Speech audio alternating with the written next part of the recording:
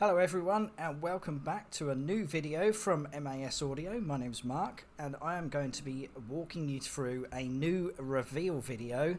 Now this is on the Mini Boost CD. I have had quite a few people who have asked what actually goes wrong, how can I fix it.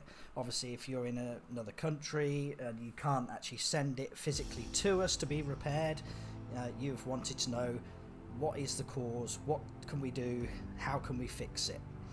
Now obviously I've been repairing these for a little while now. It took me a little while to figure out what was actually causing the fault, and I was waiting for the right time to release this video, but I also needed something that was, you know, quite visual so you could actually see what I was talking about, because they're not always that obvious. Some are actually terrible and really bad, and some are not so bad, but this is one that's not so bad, but it shows up really well. And you know, for the camera footage I wanted it to be able to show up so you could actually see what I was actually showing you, rather than you sort of second guessing and thinking, oh, I don't really see what he's talking about here. So basically I'm going to play this video through and walk you through what I did with this Mini Boost CD, and it might give you a bit of insight on what you can do to try and fix it yourself, although it's very intricate. The actual circuit board that you need to solder and the tracks you need to repair are really tiny, they're small. So you need a very good solder station, real fine point soldering, and various other tools to actually do what you need to do.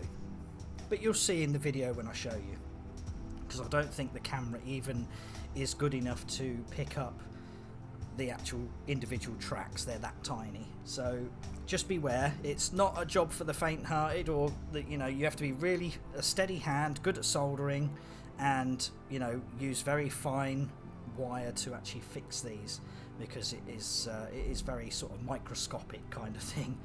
Yeah, so we're going to start the video, and I'm going to walk you through what I'm doing. So first of all, we've got the radio, and we first of all need to press this tab in to release the display, and then just use the little pry tool to just move this little lever to release that ribbon. You'll see on the PCB a more detailed version. Now there's 4 screws that hold the lid on. Just point these out, and then I've already taken the screws out just for the video purposes. So you undo them 4 screws, get your lid out the way, then you can lift the CD deck out. There's a little plug in there which pulls straight out towards you. Just pull it away from the PCB and then place that to one side. That's held in with the 4 lid screws. Then we've got another screw here and one on the other side, and then 2 down here on the PCB, and those holes in the front frame are what you're going to use to get them out. These are all T8 Torx screws for all the screws in this. So there you go, there's one side, and then we'll go and get in here. Now I've only got 2 screws holding this, and I've removed the other 2 just for the video purposes, as I say. And then we're going to unplug this little plug in the front. That's the little Bluetooth antenna plug. So lift the front off, undo the ribbon lead, just pull it out towards you. Sorry, I'm getting my words mixed up there, talking too fast. Right, so this is the bit you're actually interested in, is the front panel. So it's not on the PCB, it's not in the buttons, it's actually on this circuit board inside the front panel. I've had many people say, how can I replace the buttons? What do I do to get new buttons? You don't need new buttons, it's in this part.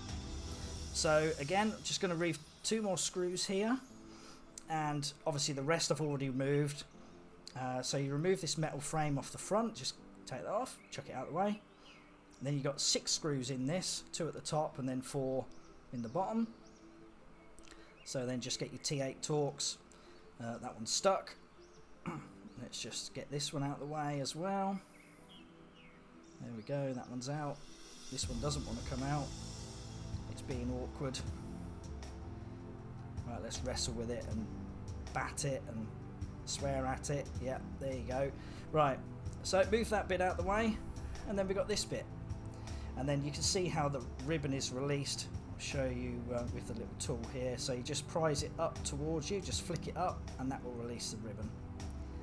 Be very careful with that ribbon, it can be damaged quite easily. Now we've got 2 more screws holding this board on. Now are you ready for this? Here comes the big reveal. This is the fault that everyone's talking about and everyone wants to know how to fix it. Right, are you ready? Get ready. 3, 2, 1. Okay, let's go. Pull the board off, and here is the felt piece of material that kind of attracts moisture. And when it attracts moisture, the moisture gets on the board and rots the board, and that's why you can see those marks on there. That's where it's actually corroded, and it's all got stuck on that front felt. That front felt for some reason attracts damp, moisture, and it can spread all the way across the board, like I was just pointing out there. See all this? Look, that's all just corrosion from the PCB circuit that's had like a battery effect almost. On the newer models, they actually did away with this felt, so they know that this fault is apparent in these older units. So there you go, just a little bit of information for you.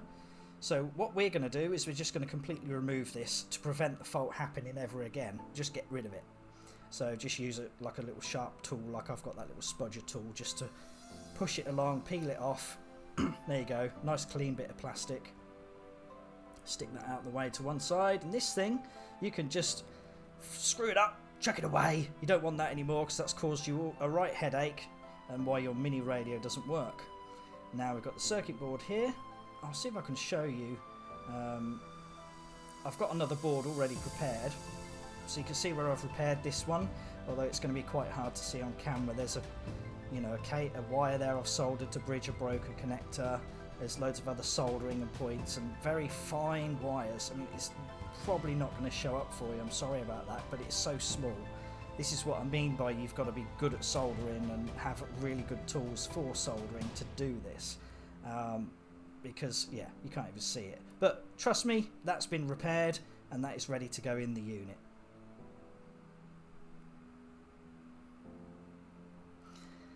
Okay, so now it's all back together. Let's press the power button. I almost thought it wasn't going to come on then.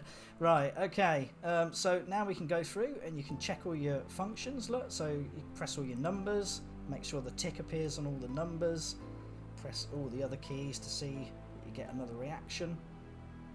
Now I do miss out the phone and menu buttons because on the test bench they won't do anything, they only actually work in the car, but if they all work apart from those two, you know for a fact that it's definitely 100% fixed. So I'm just going through here. Oh, I need the radio to test these other buttons, so let's put it on tuner, and then we can do the scan up, press the manual mode, and then scan down step by step, scan up step by step. This radio's a bit slow, and then you can just press it, scan. There you go, there's all your functions, all done. Good thumbs up, there you go, all sorted. So that is how you fix your Mini Boost CD radio. So hope this has informed you of what goes on, what we need to do to fix them. We do still offer this repair service in many different ways. We can do the whole job, taking the car in, stripping it all down, removing the radio, doing the repair, and then you can pick the car up later on. Sometimes we can do it same day, sometimes it's 2 days with all the work and everything else going on in the workshop. Or you could send the radio in like this one. This was brought into us just as a loose item. They'd already removed it from the car, so in that case you can just leave the radio unit with us, we'll fix it. We don't actually need the speedo that you can see on there as well. That does actually come off with 4 Torx screws on the back. So you can put that back in the car and still use the car. And that's it really. Hope that helps some of you out there understand what the problem is, what we need to do. If you want to have a go at fixing it yourself, good luck. You've really got to have, the main thing is you've got to have good eyesight. I'm struggling these days as I get older. I need glasses and telescopes almost to see what I'm doing now. But yeah, so that's it really. Thanks for watching. Hope you enjoyed the video. Hope it's been informative. Please like, share and subscribe, and we'll see you in our next video upload. Thanks everyone. See ya. Bye.